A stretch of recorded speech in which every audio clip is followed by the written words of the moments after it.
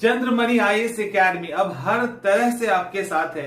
वो iOS हो, Android हो या वेब हो, आप हर तरीके से हमें एक्सेस कर सकते हैं। डाउनलोड करें और जुड़े हमारे साथ, लिंक इन डिस्क्रिप्शन बॉक्स। चलिए अब हम लोग देखते हैं संविधान की प्रस्तावना, प्रियम्बल ऑफ द कॉन्स्टिट्यूशन।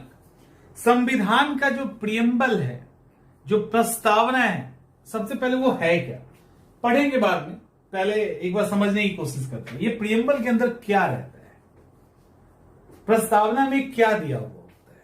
देखिए जो प्रियम्बल है ना, जो प्रस्तावना है, एक्चुअली वो ठीक से समझिए इसको, वो कुछ और नहीं बल्कि पूरे संविधान का एक निचोड़ है, क्रक्स है। आप सिर्फ इसको पढ़ लोगे ना तो आपको बहुत कुछ समझ में आ जाएगा। तो आपके मन में आएगा कि क्या ये केवल संविधान के लिए या और भी चीजों के लिए या केवल संविधान के लिए, तो ऐसा नहीं है। ये प्रस्तावना, प्रियम्बल केवल संविधान में नहीं लिखा जा सकता। आप कोई किताब लिख रहे हैं उसका भी प्रस्तावना होता है, किसी कंपनी के लॉ का प्रस्ताव, के कानूनों का प्रस्तावना हो सकता है, डिसिप्लिन का प्रस्तावना हो सकता है, किसी स्कूल का, कॉलेज का, इंस्टीट्यूट का, किसी भी इंडस्ट्री का, किसी भी डिपार्टमेंट का, जो भी उनके नियम कानून है उसका एक क्रक्स हो सकता है, उसका एक शॉर्ट हो सकता है, दैट इज प्रस्तावना। और इतना लिखना इतना आसान नहीं है, इतना इजी नहीं है लिखना, बहुत मुश्किल है। तो फिर लगा कि इतना ही के लिए इतना दिमाग क्यों लगाना, क्या इतना इंपॉर्टेंस रखता है? एक्चुअली ये इतना इंपॉर्टेंस रखता है। किसी को प्रियम्बल नहीं पढ़ाओ, कोई भी अननोन कंट्री का हो, कोई भी अननोन हो, जिनको नहीं पता संविधान क्या होता है, उनको ये पढ़ा दीजिए। नॉलेज होना चाहिए थोड़ा सा, तो पता कैसे चलेगा। उनको पढ़ा दीजिए, वो पकड़ लेंगे कि भारत में सरकार कैसी है, भारत के लोगों को क्या क्या दिया गया है स्वतंत्रता के रूप में, क्या क्या भारत के लोगों के लिए सरकार कर रही है, कैसे क्या चुनाव होता है, क्या होता है, चुनाव पद्धति सब कुछ पता चल जाएगा। यहाँ के हेड कैसे चुने जाते हैं वो सब पता चलेगा। हम लोग बहुत डिटेल में देखने वाले हैं इसको, प्रियम्बल को बहुत डिटेल में देखने वाले हैं, ठीक है। अब जो प्रियम्बल है उसको एक बार पहले पढ़ते हैं, याद कोशिश करना प्रियम्बल याद कर लेने का, बढ़िया रहेगा। We the people of India, we the people, अब देखो वी अभी पहले पढ़ रहे हैं, ज्यादा दिमाग नहीं लगाते। We the people of India having solemnly resolve the Constitution of India into a sovereign, socialist, secular, democratic republic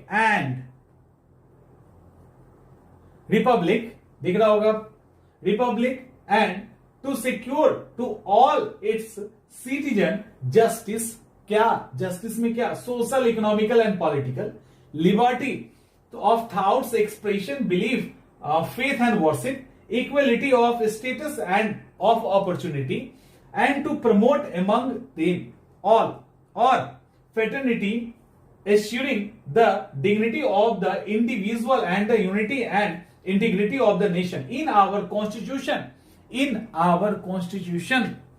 assembly this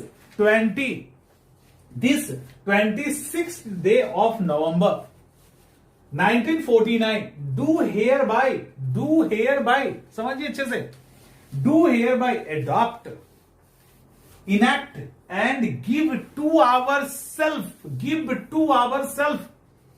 this constitution।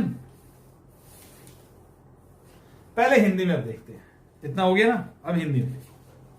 Bharat का संविधान उद्देश्य, हम भारत के लोग भारत को एक संपूर्ण प्रभुत्व संपन्न समाजवादी पंथ निरपेक्ष लोकतांत्रिक गणराज्य बनाने के लिए एक तथा उसके समस्त नागरिकों को सामाजिक, आर्थिक और राजनीतिक न्याय, विचार, अभिव्यक्ति, विश्वास, धर्म और उपासना की स्वतंत्रता, प्रतिष्ठा और अवसर की समता प्राप्त करने के लिए क्या है, एवं उन सब में व्यक्ति की गरिमा और राष्ट्र की एकता और अखंडता सुनिश्चित करने वाली बंधुता बढ़ाने के लिए दृढ़ संकल्प होकर अपनी इस संविधान सभा में आज तारीख 26 नवंबर 1949 मिति मार्ग शीर्ष शुक्ल सप्तमी, हटाओ सबको, को हमको एतद द्वारा इस संविधान को अंगीकृत, अधिनियमित और आत्मार्पित करते हैं। अंगीकृत, अधिनियमित और आत्मा, इतना ही तो लिखा हुआ है, फिर इतना सिर क्यों फोड़ना, क्या जरूरत है इतना परेशान होने की। प्रियम्बल प्रियम्बल प्रियम्बल और प्रियम्बल की इंपॉर्टेंस से लेकर सब कुछ समझिए इसको। प्रियम्बल बहुत कुछ बताता है। पूरे इंटायर कॉन्स्टिट्यूशन में कोई अगर आपको बताएगा कि ये संविधान कब पारित हुआ तो एकमात्र प्रियम्बल बता रहा है, नहीं तो ढूंढ के निकालो पूरे इंटायर कॉन्स्टिट्यूशन में कहीं में लिखा हो कि प्रियम्बल के अलावा कोई डेट है, नहीं है, यानी इसका हिस्टोरिकल इंपॉर्टेंस हो गया। प्रियम्बल बताता है कि इस भारत में सबसे सुप्रीम कौन है। और आपने प्रीलिम्स के अंदर सवाल को भी देखा होगा, जब प्रीलिम्स के अंदर सवाल आता है इनमें से सुप्रीम कौन है, option A supreme court, option B parliament, option C prime minister, option D president, तो क्या टिक करोगे? सुप्रीम कोर्ट, किसी के मन में प्रेसिडेंट भी आ सकता है, और ओवरऑल सुप्रीम कोर्ट कर दोगे और होगा आंसर वही सुप्रीम कोर्ट। नहीं सॉरी, एक और जोड़ते हैं ना, इसमें एक को हटा दीजिए, प्रधानमंत्री हटा दीजिए, वहां पे ला ली कॉन्स्टिट्यूशन संविधान, तो मन में क्या आएगा? किसी के संविधान आएगा, किसी के सुप्रीम कोर्ट आ जाएगा। तो आंसर क्या होगा? संविधान। कोई भी विकल्प हो उसमें अगर कॉन्स्टिट्यूशन लिखा है और पूछा जाएगा मोस्ट पावरफुल कौन है, तो होगा आंसर कॉन्स्टिट्यूशन, क्योंकि इसके पहले हमने 10 बार डिस्कस कर लिया है, क्योंकि कॉन्स्टिट्यूशन ही है जिससे एग्जीक्यूटिव, लेजिस्लेचर, जुडिशियरी को पावर मिलता है। तो पावर सोर्स जो वो लाइट हाउस है वो हमारा कौन है? पावर सोर्स का वो हमारा कॉन्स्टिट्यूशन है। तो सवाल ये उठता है कि इसी ऑप्शन में सुप्रीम कोर्ट, कॉन्स्टिट्यूशन, भारत के लोग और राष्ट्रपति डाल दे तो आंसर क्या होगा? तो आंसर बदल जाएगा। अब पूछे आपसे सुप्रीम कौन है, तो आंसर होगा हम भारत के लोग या भारत के लोग। अब संविधान उसके नीचे आ जाएगा। इसके पीछे कारण पता है क्या है? उस कारण को जानने के लिए आपको यहां एक लाइन पढ़ना पड़ेगा, सुनिए अच्छे से लाइन। क्यों इसको लिया जाता है?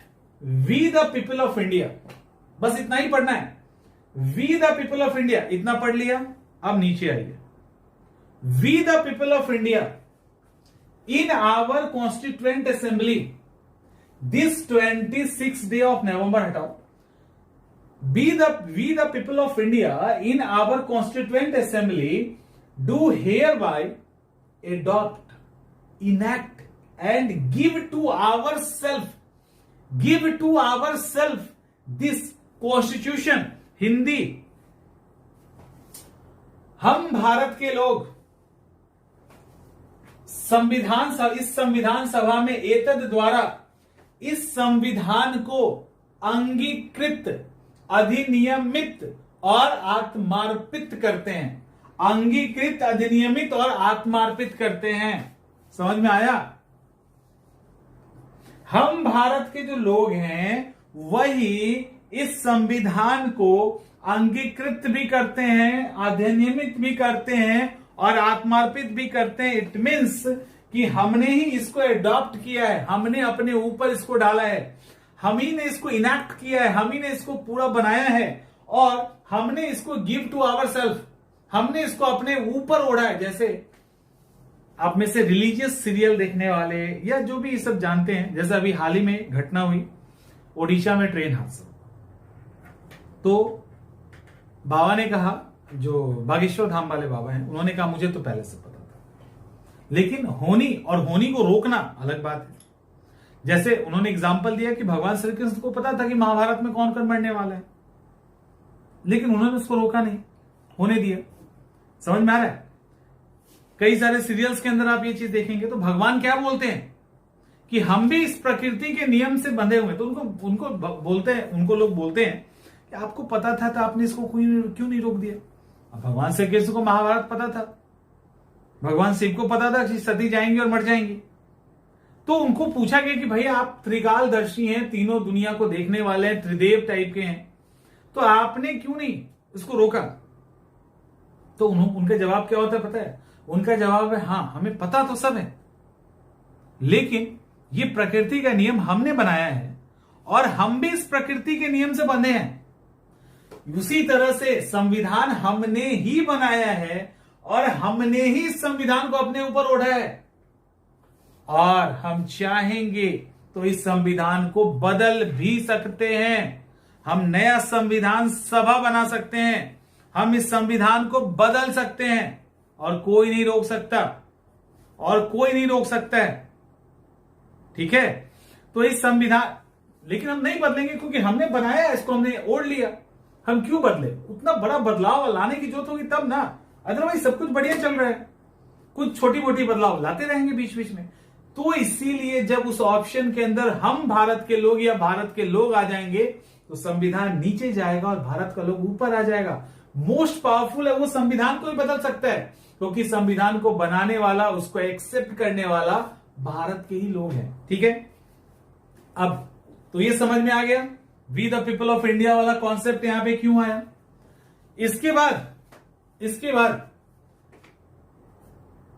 फिर से अब देखिए, इसके अंदर कुछ टर्म्स हैं, टर्म्स पे भी हम लोग आएंगे। उसके पहले यहां पे जस्टिस की बात की गई है, यहां पे न्याय की बात की गई है। कितने तरह की न्याय? कितने तरह की? 3 तरह की, social, political, economical and political. Social मतलब सामाजिक, कोई भेदभाव नहीं होना चाहिए समाज के आधार पे, किसी को SC ST है तो नहीं जा पाए, ऐसा नहीं होना चाहिए। इकोनॉमिक माने कोई भी व्यवसाय करने से किसी को हम नहीं रोक सकते, सबकी इक्वलिटी है, सब व्यापार करेंगे।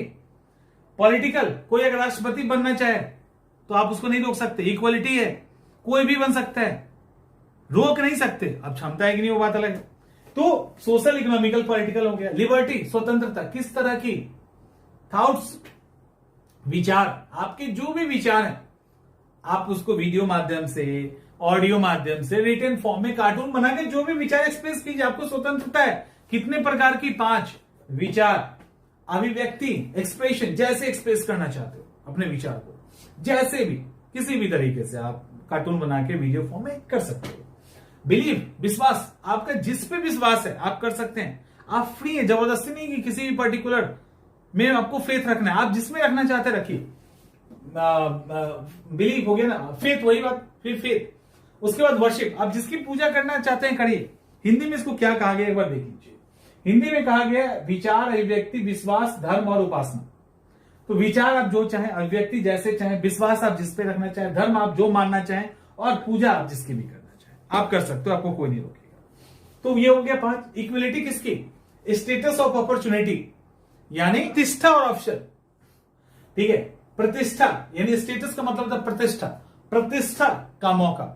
ठीक है, प्रतिष्ठा का अवसर, और status, sorry, of status and opportunity, प्रतिष्ठा और अवसर की समानता, दो समानता।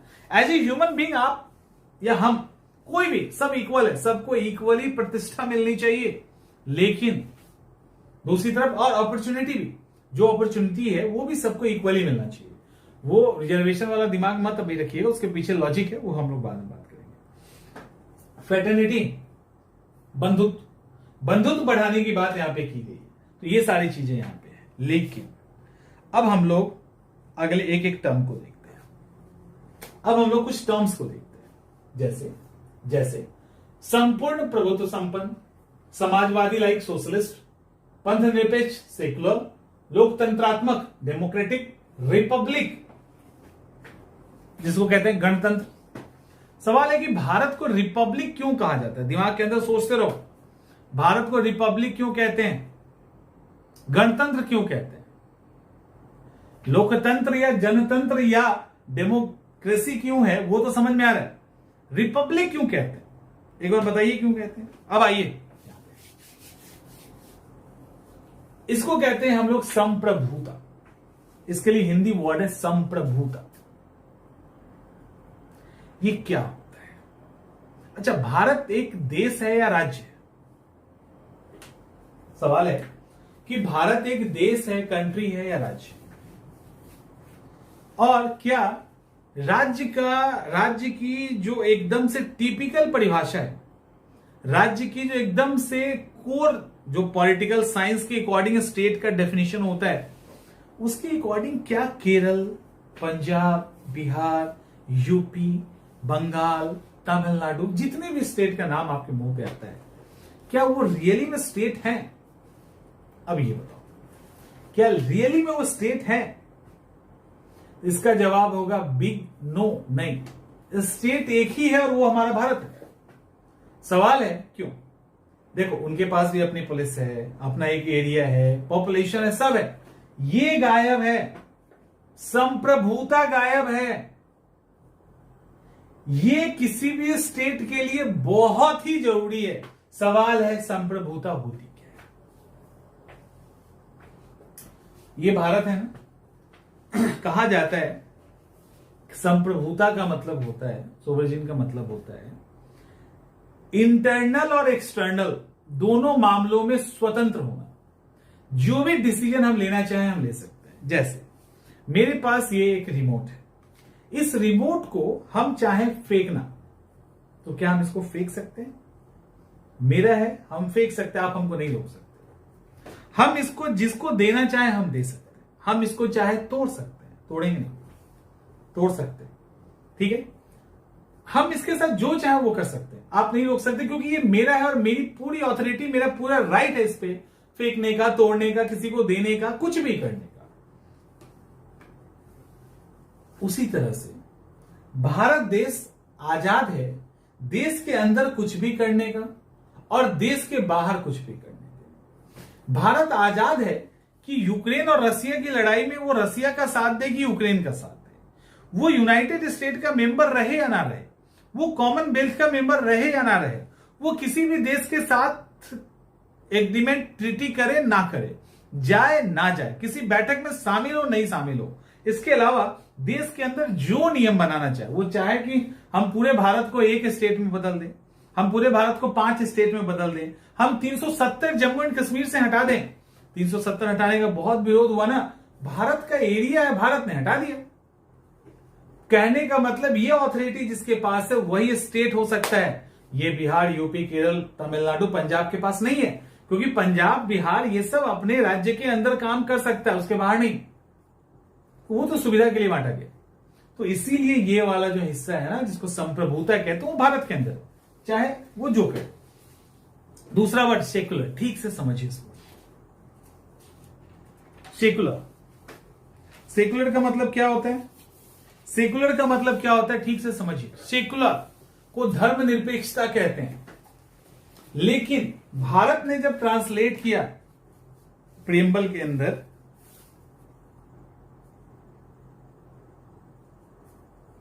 इसी सेकुलरिज्म का जब भारत में के प्रियम्बल में हिंदी कॉन्स्टिट्यूशन में जब ट्रांसलेट हुआ, दैट इज पंथ निरपेक्ष। देखिए यहां ठीक से, ये पंथ निरपेक्ष है। इंग्लिश में क्या आया है? Secular word, secular word. Hindi में क्या आया? पंथ निरपेक्ष। धर्म निरपेक्ष नहीं लिखा है ना, उसके पीछे कारण, अच्छे से कारण है, बहुत बढ़िया से समझिए इसको, इस पॉइंट को अच्छे से समझिए। कितना भी घुमा के सवाल पूछेगा ना, प्रीलिम्स में भी और मेंस में भी कभी गलत नहीं करोगे, अब नहीं करोगे। सेकुलरिज्म, सेकुलरिज्म का मतलब होता है धर्म निरपेक्षता, क्लियर मतलब है। धर्म निरपेक्षता का मतलब होता है धर्म से अलग हो जाना। धर्म अलग है, हम अलग है, राइट? धर्म अलग है, हम अलग है।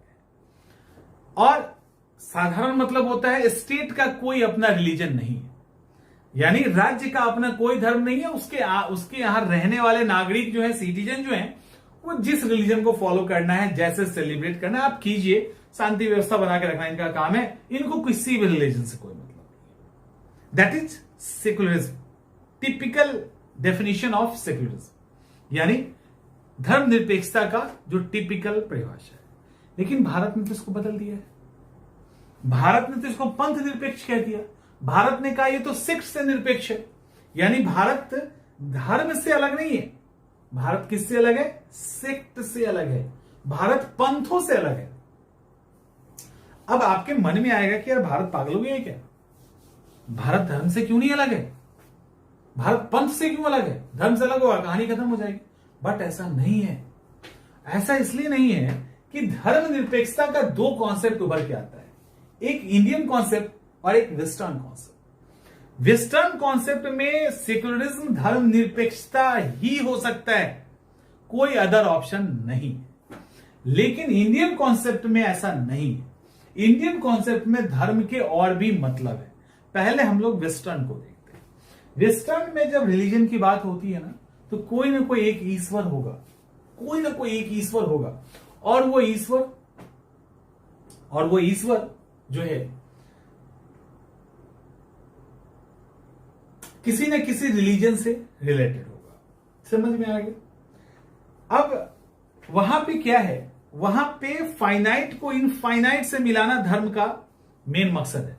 यानी अंत को अनंत से, सीमित को असीमित से। इंसान सीमित होता है, ईश्वर असीमित होता है, तो वो मिलाना उनका मकसद है। समझिए इस बात को, वो मिलाना इनका मकसद है। यहां पे वेस्टर्न के अंदर एक ईश्वर होगा ही, नहीं होने का सवाल नहीं है। दूसरा तो धर्म आ गया यहां पे। दूसरा कि इन्होंने आखिर सेकुलरिज्म को इतना स्ट्रिक्टली क्यों लिया? क्योंकि आपको पता है पहले टाइम में पोप का राज्य था, और पोप क्या करते थे, चर्च तक ही नहीं रुकते थे। देख तो सुने होंगे ना, जब वर्ल्ड हिस्ट्री आपने अगर पढ़ा होगा, आप तो पढ़ना भी है, तो आपने सुना होगा कि जब जब पोप जो थे वो चर्च में, उनका तो नियम चलता ही था, पाप मुक्ति पत्र बेचा करते थे। जो भी सीन कोई करता था, जो पाप कोई करता था, जो बुरा काम करता था, उसके लिए वो क्या करते थे कि तुम अगर पॉकेट मारे हो तो 10 रुपए वाला खरीद लो, मर्डर किए हो तो 2-4 लाख वाला खरीद लो। इट मीन्स कि जैसा गुनाह करता था कोई, जैसा भी क्राइम करता था, उतना महंगा जाके वहां से एक पाप मुक्ति पत्र ले लेता था। एक सर्टिफिकेट होता था कि हमने 2 लाख रुपए दे दिया भैया, मर्डर कर दिए, पाप से मुक्त हो जाए, तो चर्च वो दे देती थी। इस लेवल पे चर्च पे करप्शन था। और चर्च अपने पोप जो थे अपने चर्च तक रुकते तो अलग बात थी, वो राजा के कामों में भी टांग अड़ाते थे, तो राजा भी परेशान। तो इन सब के कारण क्या हुआ कि एक लंबा स्ट्रगल राजा में और चर्च के अंदर बीच में हुआ। तो राज्य और चर्च के बीच में लंबे स्ट्रगल के बाद यह तय हुआ कि पोप का काम या चर्च का काम रिलीजियस रहेगा, राजा अपना काम जो पॉलिटिकल काम है वो करेगा। तो बहुत स्ट्रगल के बाद ये अलग हुआ। तो राजा ने कान पकड़ लिया कि भैया अब नहीं, तुम अपना देखो, हम अपना देखेंगे, और कोई हमको मतलब नहीं है। इस तरह से वहां का सेकुलरिज्म इस स्ट्रगल से गुजरा, तो इसके कारण ये कॉन्सेप्ट फॉलो करता है। तो 2 कॉन्सेप्ट हो गया, एक तो वहां ईश्वर होंगे ही होंगे, और दूसरा जो है वो ये है कि वहां ईश्वर के अलावा पोप के साथ लंबे स्ट्रगल के बाद राज्य धर्म से अलग हो पाया, तो इसके कारण उसको वो मेंटेन रखता है। भारत के अंदर कॉन्सेप्ट है, भारत ने धर्म को कभी भी सिर्फ ईश्वर के प्रति नहीं सोचा। ये ब्लैंक भी धर्म है, यहां ईश्वर हो जरूरी नहीं है। आपका कोई भी आइडिया, एक सत्य, अहिंसा, शांति, मानव धर्म, कुछ भी ईश्वर, नेचर के प्रति, वो भी ईश्वर हो सकता है। यानी कोई भी आपकी अच्छी चीजें भी, क्वालिटी भी ईश्वर हो सकती है। महाभारत में कहा गया है धार्यते इति धर्म, यानी जिसको धारण किया जा सके वो धर्म है। तो धारण ईश्वर को करेंगे। रामदेव बाबा कहते हैं ना कि शनि ग्रह भारी पड़ गया। वो कहते हैं ना शनि ग्रह सही में भारी पड़ेगा तो आदमी उठ के बैठ पाएगा, एक ही बार में खत्म हो जाएगा। तो उनका कहना क्या है, कहने का मतलब क्या है कि ईश्वरीय गुणों को, दया, काइंडनेस, करुणा, प्रेम, लव, ठीक है, तो मतलब इसके अलावा क्या है, पीस, शांति, किसी के बारे में अच्छा सोचना, ये सारी क्वालिटीज है, और दैट इज क्वालिटी। तो महाभारत में जो धार्यते इति धर्मा कहा गया है, तो वो उसी सेंस में कहा गया है, कि धार्यते इति धर्मा, यानी जिसको धारण कर सके। तो हम धारण धर्म की क्वालिटी को करते हैं, तो रिलीजन उस क्वालिटी पे है। इसीलिए हम क्वालिटी को कैसे छोड़ेंगे, और क्वालिटी छोड़ नहीं सकते तो रिलीजन को नहीं छोड़ सकते। इसीलिए भारत ने उसकी बात नहीं करके किसकी बात की है, भारत ने सेक्ट यानी पंथ निरपेक्षता की बात की है। भारत कहता है हमें सेक्ट से मतलब नहीं, धर्म से तो मतलब है ही। धर्म सिर्फ ईश्वर ही थोड़ी ना है, और अगर धर्म सिर्फ ईश्वर होता तो जैन और बौद्ध तो धर्म होता नहीं, वो ईश्वर को तो मानते नहीं। धर्म यदि ईश्वर होता सिर्फ, तो जैन और बौद्ध ईश्वर को नहीं मानते। जैन तो थोड़ा मानता भी है, अपने से जीन से नीचे रखता है ईश्वर को, लेकिन ओवरऑल नहीं मानते हैं। तो वो कैसे हो जाते हैं, उनको आज हम धर्म कहते हैं ना, बिना ईश्वर के माने भी। तो यहां पे बेसिकली धर्म का मतलब होता है क्या है, धर्म का मतलब होता है धर्म तो क्वालिटी सेंस में, वैसे ओवरऑल अगर सामान्य मतलब होता है कि कोई एक आपका आइडियल होगा, उसके पूजा पाठ करने की एक विशेष पद्धति होगी, कुछ किताबें भी हो सकती है जो आपको उस रास्ते पे लेके जाए, तो ऐसे करके एक प्रोसेस होगा वहां तक पहुंचने का। बौद्ध में भी है, जैन में भी है, लेकिन कोई उस तरह का ईश्वर नहीं है। तो उस सेंस में हमने इसको धर्म को लिया है।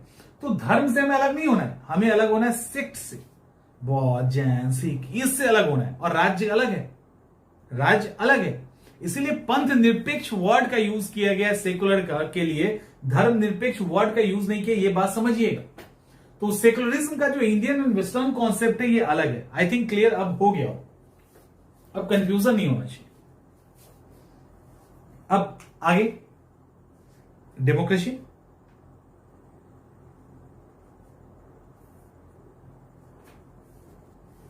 अब हम बात करते हैं डेमोक्रेसी। डेमोक्रेसी डेमोक्रेसी डेमोक्रेसी लोकतंत्र, लोकतंत्र यहां भी है, यहां भी है, ब्रिटेन में भी है, इंडिया में भी है। लोकतंत्र का मतलब सिंपल है, डेमोक्रेसी का मतलब जनता का शासन, वो डायरेक्ट चुना जाए या इनडायरेक्ट चुना जाए।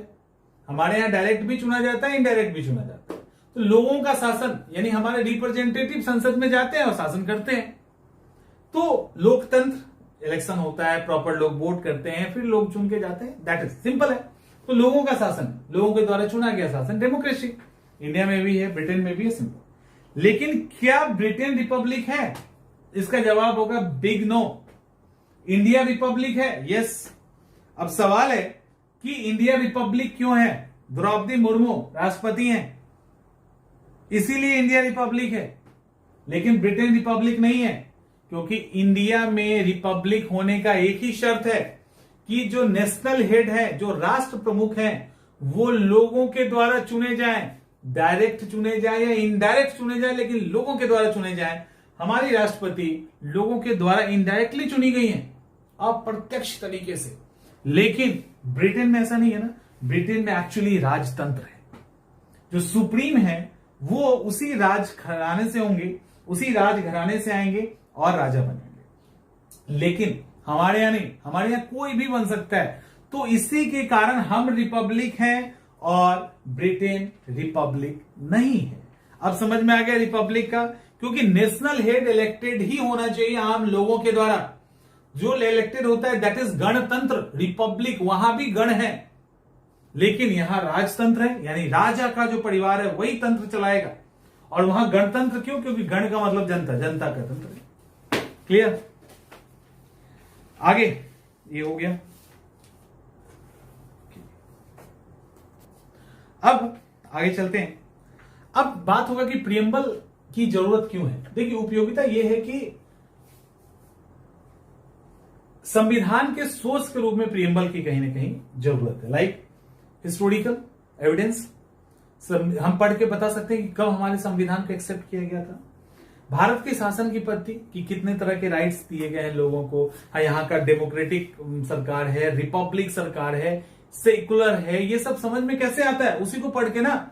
संविधान के अर्थ को सुप्रीम कोर्ट के डिसीजन में कहा गया कि यदि प्रियम्बल, यदि किसी भी डिसीजन को या किसी भी संविधान की व्याख्या के दौरान, संविधान के किसी लॉ को एक्सप्लेन करने के दौरान, आर्टिकल को एक्सप्लेन करने के दौरान, किसी कानून को एक्सप्लेन के दौरान कि सही है कि नहीं है, अकॉर्डिंग टू कॉन्स्टिट्यूशन है कि नहीं है, और वहां मामला फर्स्ट है, लगे कि अब क्या करें, समझ नहीं आ रहा, कुछ भी क्लियर ना दिखे कोर्ट को, तो कोर्ट ने कहा हम प्रियम्बल पे जाएंगे। अब सोचो कितना इंपॉर्टेंस है।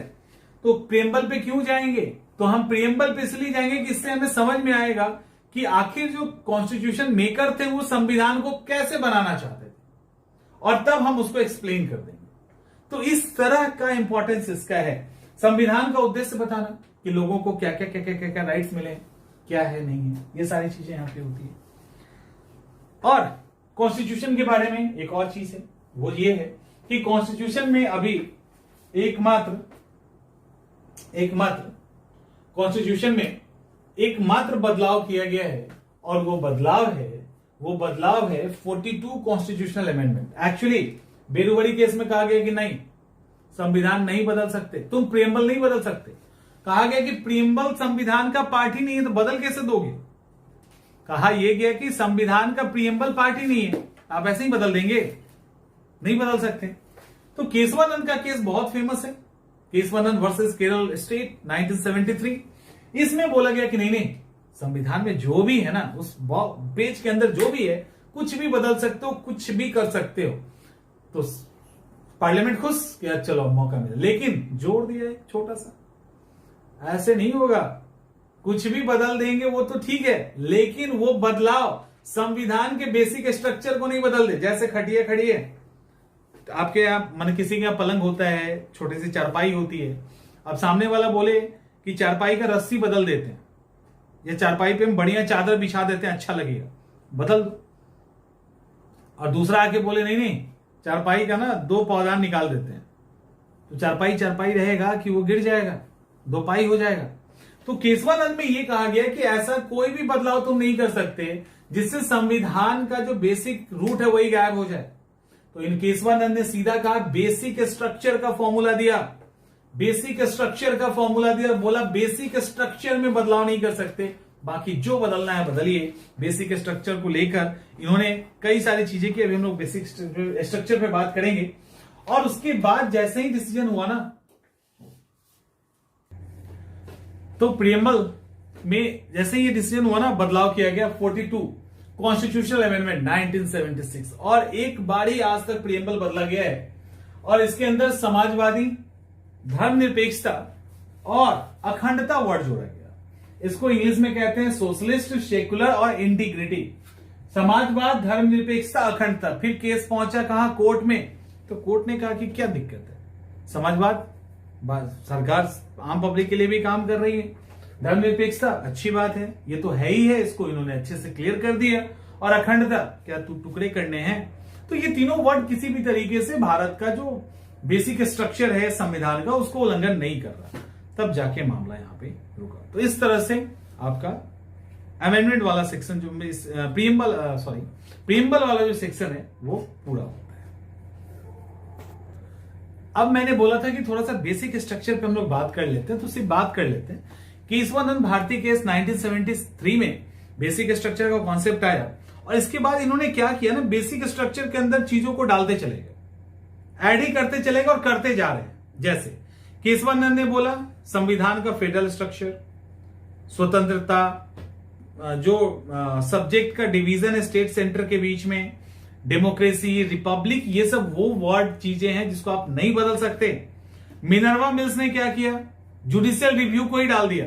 आज जो जुडिशियल रिव्यू से हमारा कोर्ट इतना पावरफुल है, वो मिनर्वा मिल्स की देन है। मिनर्वा मिल्स ने जुडिशियल रिव्यू को ही डाल दिया। अब संसद तो उसको बदलाव नहीं कर सकती, क्योंकि संसद बेसिक स्ट्रक्चर को नहीं बदल सकता है। की हो तो होलन मामला था, उसमें स्वतंत्र और निष्पक्ष चुनाव, यानी इंडिपेंडेंट और फेयर इलेक्शन, तो फेयर इलेक्शन को वहां पे डाल दिया उन्होंने।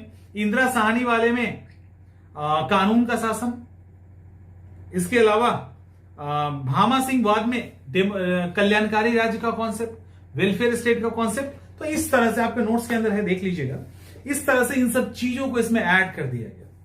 और आज जो बेसिक स्ट्रक्चर है वो जो इस तरह से इन्होंने बोला ना कि बेसिक स्ट्रक्चर नहीं बदल सकते, उसका लिस्ट बहुत बड़ा हो चुका है।